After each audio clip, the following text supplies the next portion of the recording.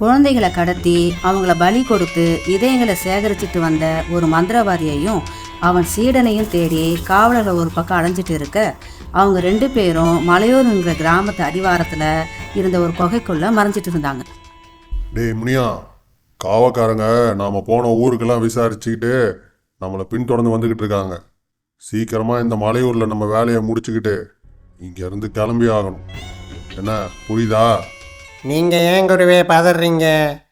நாம் 5 ஊரில் 8 குழந்தைங்களை கடத்தியிருக்கோம். இதுவரை யாராலையும் நம்ம நேரில் கூட நெருங்க முடியல. இந்த தடவையும் எல்லாம் நாம் நினச்ச மாதிரி தான் நடக்கும். சரி, நான் சொன்ன மாதிரி வேலையை தொடங்கிட்டியா? ஆமாம் குருவே, கச்சிதமாக வேலையை தொடங்கிட்டேன். யாருக்கும் என் மேலே சந்தேகம் வராத மாதிரி எப்பவும் மக்களோட மக்களாக கலந்து இருக்கிறேன், பார்த்துக்கங்க. இன்னும் 2 இதயம் கிடைச்சா போதும். என் பூஜைக்கு தேவையான 10 இதயங்கள் சேர்ந்துடும். அதுக்கப்புறம் பகலே இரவா மாற்றக்கூடிய அளவுக்கு சக்தி எனக்கு கிடைக்கும்.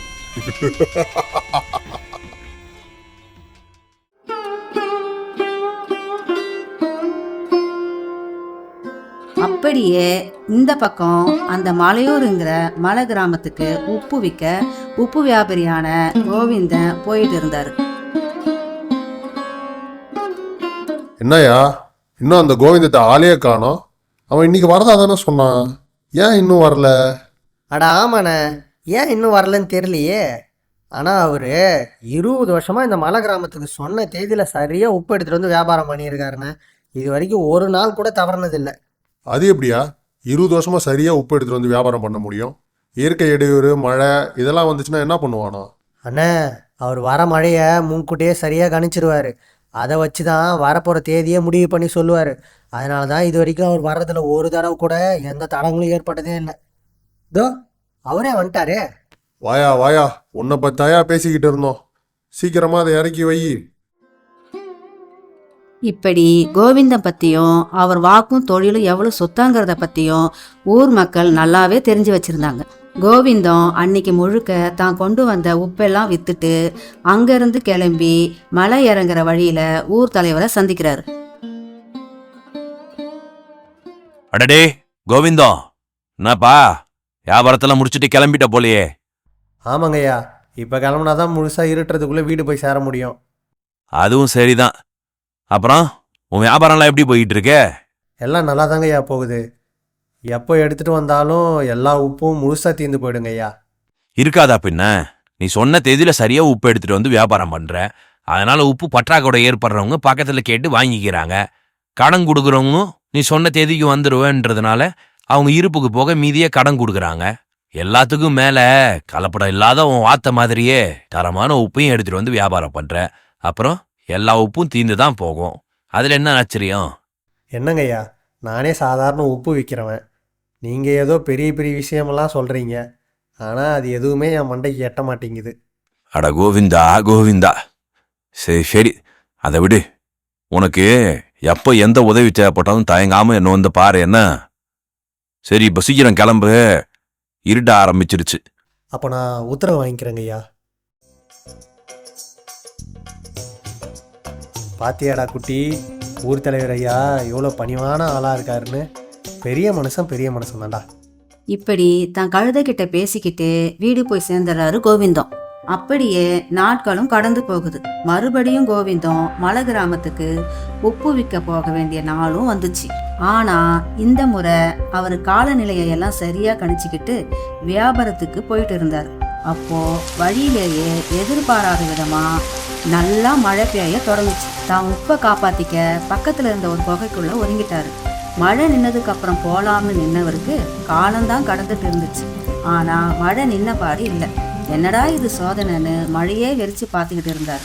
திடீர்னு ஒரு வாசம் காத்துல மிதந்து வர்றதை உணர்ந்தாரு. என்ன இது, காற்றுல ஏதோ கெட்ட வாசனை வர மாதிரி இருக்கு. அது ஏதோ கட்டையை போட்டு எரிக்கிற மாதிரி இருக்கு. வாசனை சுத்தமாக சகிக்க முடியல. என்னவா இருக்கும் தெரியலையே. அப்படின்னு திரும்பி பார்க்கும்போது குகைக்குள்ள இருந்து யாரோ முணுமுணுக்கிற சத்தம் கேட்குது. ரொம்பவே பயந்து போன கோவிந்தம் குட்டியை பார்த்து, டேய் குட்டி, என்னடா இது, ஒருவேளை ஏதாவது கரடி இருக்கிற குகைக்குள்ளே வந்து ஒதுங்கிட்டோமா?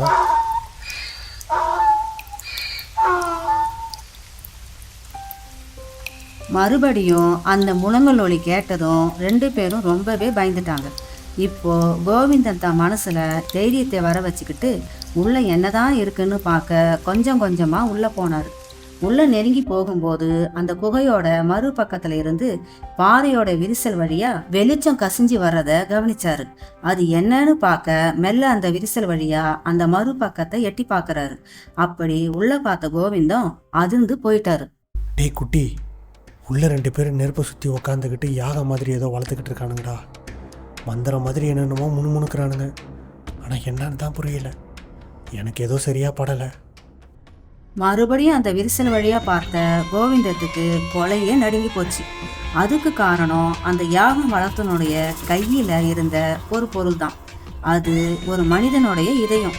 அதை அவன் ஒரு ஜாடிக்குள்ள வைக்கிறத பார்த்த கோவிந்தத்துக்கு ஒண்ணுமே புரியல. அங்க அது மட்டும் இல்ல, பக்கத்திலேயே இன்னும் சில ஜாடிகளும் இருந்ததை கவனிச்சாரு கோவிந்தா. என்ன முனியா, எல்லாம் எப்படி போய்கிட்டு இருக்கு? எல்லாம் நாம் நினச்ச மாதிரி தான் குருவே போகுது. யாருக்கும் எந்த சந்தேகமும் வரல. நல்லது. இன்னும் எவ்வளோ நாள் எடுக்கும்? ரொம்ப நாளெல்லாம் ஆகாது குருவே. இன்றைக்கி மட்டும் மழை வரலனா நான் இன்றைக்கே வேலையை முடிச்சிருப்பேன். அது மட்டும் இல்லை, நீங்கள் ஆசைப்பட்ட மாதிரியே இந்த ஊரோடையே உங்கள் கணக்கு முடியுது. ஆமாம், என்ன திட்டம் போட்டு அவங்கள வசியம் பண்ணி வச்சிருக்கிற? புதுசாக எதுவும் இல்லை குருவே. நீங்கள் பண்ணுற மாதிரி தான் நானும் பண்ணேன். மலை அடிவாரத்தில் என்னோட குருதேவர் குருகுலம் தொடங்கியிருக்காரு. அதில் கல்வி கற்றுக்கிட்டா உங்கள் குழந்தைங்க அரசாங்க உத்தியோகத்துக்கு நேரடியாக தேர்ச்சி ஆகிடுவாங்கன்னு சொல்லி தான் அவங்க மண்டையெல்லாம் கழுவி வச்சிருக்கிறேன். இப்போ நான் எப்போ கூப்பிட்டாலும் என் கூட அனுப்பி வச்சிருவாங்க. நல்ல வேலை செஞ்சுருக்கடா. ஆமாம், யாருக்காவது உன் மேலே சந்தேகம் அந்த மாதிரி ஏதாவது தெரிஞ்சுதா? என்ன குருதேவா, நான் உங்கள் சீடனாச்சே. அப்படி அவனாவது இருந்திருந்தா வசியமைய வச்சு அவன் கதையை அங்கேயே முடிச்சிருப்பேனே. இதுவரை அப்படி எவனும் இல்லை. என் வசியமையக்கும் வேலை வரல. டே குட்டி, இவனுங்க பார்க்க ரொம்ப ஆபத்தானவங்களாம் இருக்கிறானுங்கடா. நாம் மட்டும் இவனுங்க கையில் மாட்டணும், நம்ம உயிரை இங்கேயே எடுத்துருவானுங்க. என்னடா அங்கே சத்தம்? அது ஒன்றும் இல்லை குருதேவா, ஏதாவது காட்டு விலங்கு மழைக்கு அந்த பக்கம் குகையில் ஒதுங்கி இருக்கும். டே குட்டி, மழை நின்றுடுச்சு, சத்தம் போடாமல் நடைய கட்டு. உயிரோட தப்பிச்சா போதும்னு அந்த குகையை விட்டு வெளியே வந்த பார்த்தபோது தான் பொழுதே விடிஞ்சு போச்சுன்னு தெரிஞ்சுது. டே குட்டி, விடிஞ்சிருச்சுரா. ஒரு நாள் முழுக்க இங்கே இருந்தோம். இவனுங்க கண்ணில் மாட்டாமல் இருந்தது நாம் செஞ்ச புண்ணியம்தான். அவனுங்க மாயம் மந்திரம்னு என்னென்னமோ பேசிக்கிட்டானுங்க. ஆனால் என்னென்னு தாண்டா ஒன்றுமே விளங்க மாட்டேங்குது. அது சரி, அது எதுக்கு நமக்கு? நம்ம பழப்பே மலைக்கு மேலேயும் கீழேயும் இழுத்துக்கிட்டு இருக்கு. ஒரு நாள் முழுக்க எதுவும் சாப்பிடாம குகைக்குள்ள இருந்ததால ரொம்ப பசியோட குட்டியும் கோவிந்தமும் பேசிக்கிட்டே மலையேறி போய் ஏதாவது சாப்பிடணும்னு கடையை தேடி போனாங்க. அப்போ வழக்கமா கோவிந்த கிட்ட உப்பு வாங்குற ஒருத்தரை பார்க்குறாங்க. என்னப்பா கோவிந்தா, நீயும் மற்றவங்கள மாதிரி பண்ண ஆரம்பிச்சுட்ட? ஏண்ணா என்னாச்சு? என்னப்பா எதுவும் நடக்காத மாதிரி கேட்குற? ஏன் நேற்று வரல? இத்தனை வருஷமாக சொன்ன தேதியில் சரியாக வந்துடுவேன். ஆனால் இப்போ என்ன ஆச்சு? அலட்சியம் வந்துடுச்சா? ஐயோ, அப்படிலாம் இல்லைண்ணே. நேற்று வர வழியில் நல்ல மழை. 2வது மலை ஏற்றத்துலேயே ஒரு குகையில் மாட்டிக்கிட்டேன். இன்றைக்கி காலையில் தான் மழை விட்டுச்சு. அதுக்கப்புறம் ஒரு வழியாக ஏறி வந்துட்டோம். என்னப்பா சொல்கிற? ராத்திரி முழுக்க அங்கேயேவா இருந்த? அட, அதை ஏன் கேட்குறீங்க? அங்கே மாட்டிக்கிட்டதால் நேற்றுலேருந்து இன்னும் எதுவுமே சாப்பிடல. பசியில் ஏறி வர்றதுக்குள்ளே சூரியனே உச்சிக்கு வந்துருச்சு. சரிப்பா, போய் ஏதாவது சாப்பிட்டு வா. நாங்கள் போய் பாத்திரம் எடுத்துக்கிட்டு வரோம். கோவிந்தம் சாப்பிட்டுட்டு தான் கொண்டு வந்த உப்பை வித்துட்டு இருந்தார். இந்தாங்கண்ணே, பழைய பாக்கியோட சேர்த்து 2 வராகன். பாத்தியடா குட்டி, இந்த ஊர் மக்களுக்கு இத்தனை வருஷமாக நம்ம சொன்ன தேதியில் சொன்ன மாதிரி எடுத்துகிட்டு வந்து உப்பு கொடுத்துருப்போம். ஆனால் அதை பற்றிலாம் கொஞ்சம் கூட யோசிக்காமல் நாம் ஒரு நாள் வரலன்னதும் நம்மளை சோம்பேறி ஆகிட்டியான்னு கேட்குறாங்கடா. இப்படி கோவிந்தம் குட்டிக்கிட்ட புலம்பிட்டு இருக்க அப்போ ஒரு நபர் குதிரையில வேகமா போறாரு. என்ன இவ்வளோ வேகமாக போகிறாரு? டீ குட்டி, அவனை பார்த்தா அந்த குகையில் பார்த்தவன் மாதிரியே இல்லை. எனக்கு என்னமோ சரியில்லைன்னு தோணுதுடா. நீ இங்கே இரு, நான் போய் என்னன்னு பார்த்துட்டு வரேன். கோவிந்தம் வேகமாக போய் பார்க்கும்போது அந்த ஆள் 2 குழந்தைங்களை தன் குதிரையில் ஏற்றிட்டு போயிட்டு இருந்தான். இவன் கண்டிப்பாக அந்த குகைக்குள்ளே பார்த்த மந்திரவாதியோட சிஷ்யன்தான். ஆனால் அந்த குழந்தைங்களை ஏன் இவன் கூப்பிட்டு போகிறான்? ஐயா, அவர் கூட போகிற அந்த பசங்க யாரு? அவங்க ஏன் பசங்க தான்ப்பா. கூட்டு போகிறவர் அவர் இந்த நாட்டிலே மிகப்பெரிய குருதேவரோட சீடன். அவங்க குருகுலத்தில் கல்வியும் ஆயுத பயிற்சியும் கற்றுக்கிறதுக்காக போகிறாங்க. அதுக்காக தான் அவர் கூட்டிக்கிட்டு போகிறாரு. கோவிந்தத்துக்கு இப்போதான் அந்த குகையில் அவங்க பேசிக்கிட்டது முழுசாக புரிய வருது. ஐயோ ஐயா, நீங்கள் நினைக்கிற மாதிரி அவர் கல்வி கற்றுத்தர குரு இல்லை. குழந்தைங்களை கடத்திக்கிட்டு போய் நரபலி கொடுக்குறவங்க. என்னங்க சொல்கிறீங்க? ஆமாங்க, இப்போ எல்லாத்தையும் விலைக்கு சொல்கிறதுக்கு நேரம் இல்லை. உங்கள் குழந்தைங்களை காப்பாற்றி ஆகணும். நீங்கள் என் கூட வாங்க, போகிற வழியில் உங்களுக்கு எல்லாத்தையும் நான் சொல்கிறேன். இப்படி அந்த குழந்தைங்களோட அப்பாவையும் கூட்டிக்கிட்டு ஊர் தலைவர் வீட்டுக்கு வேக வேகமாக போகிறாரு கோவிந்தம். ஐயா ஐயா என்னப்பா கோவிந்தம், என்ன விஷயம்? ஐயா, அது வந்து கோவிந்தம் அந்த குகையில பார்த்ததுல இருந்து ஆரம்பிச்சு இதுவரை நடந்த எல்லாத்தையும் ஒண்ணு விடாம விலைக்கு சொல்றாரு. இதாங்க ஐயா நடந்துச்சு. அவனுங்களை உடனே தடுத்து நிறுத்தணும். நீ என் கூட வா. ஷபாஷ் டா முனியா, ஷபாஷ். சொன்ன நேரத்துல கதை கச்சிதமா வேலையை முடிச்சிட்ட. எல்லாம் உங்க பயிற்சி தான் குருதேவா. அவங்கள தூக்கிட்டு வா, பூஜை ஆரம்பிக்கலாம்.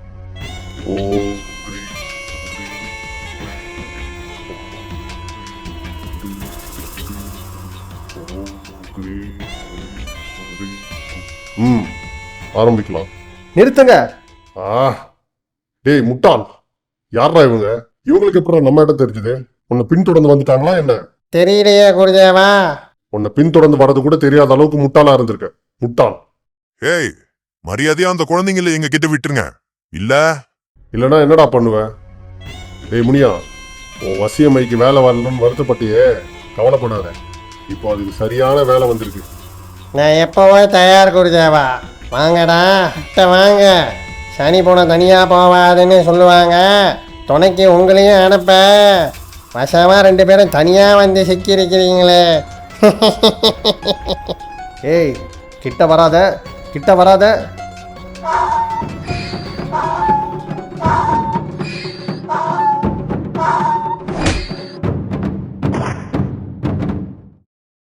இவங்களாம் எங்க இருந்துடா வந்தாங்க? அவங்கள உடனே தடுத்து நிறுத்தி ஆகணும். நீ என் கூட வா.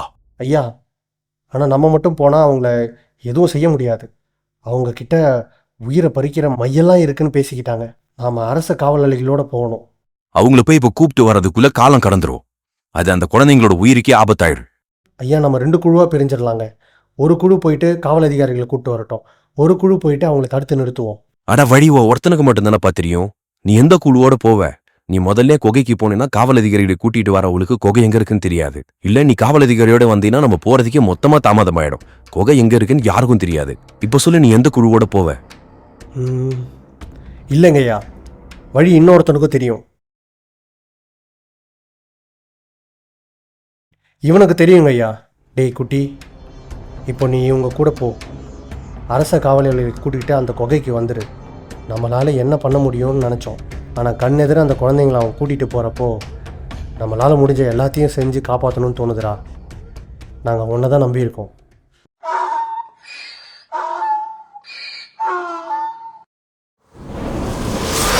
இவங்க கல்வியை கத்துத்தரன்னு பிஞ்சு குழந்தைங்கள பொய் சொல்லி கூட்டிட்டு வந்து பலி கொடுத்துட்றாங்க. பாவம், அந்த குழந்தைங்களோட பெத்தவங்களுக்கு குழந்தைக்கு இப்படி ஆனதே ரொம்ப மாசம் கழிச்சுதான் தெரிய வருது. அதனாலே இவனுங்களை பிடிக்க முடியாம இருந்துச்சு. ஏன்னா அதுக்குள்ள இவனுங்க வேற வேற ஊருக்கு போய் அங்க இவங்க நாடகத்தை ஆரம்பிச்சிடறாங்க. உங்க குழந்தைங்க ஏதோ புண்ணியம் செஞ்சிருக்கேன்னு நினைக்கிறேன். இவனுங்களை எங்க சேர்க்கிறோமோ அங்க நான் சேர்த்துறேன். ரொம்ப நன்றிங்க ஐயா. நீங்க மட்டும் இல்லைனா என்ன ஆயிருக்குன்னு என்னால் நினைச்சு கூட பார்க்க முடியலங்க. நீங்க கடவுளுக்கு சமங்க ஐயா. நான் எதுவும் பெருசாக பண்ணலண்ணே. எனக்கு தெரிஞ்சதை சொன்னேன். அதை தவிர நான் எதுவும் பெருசாக பண்ணலிங்களே.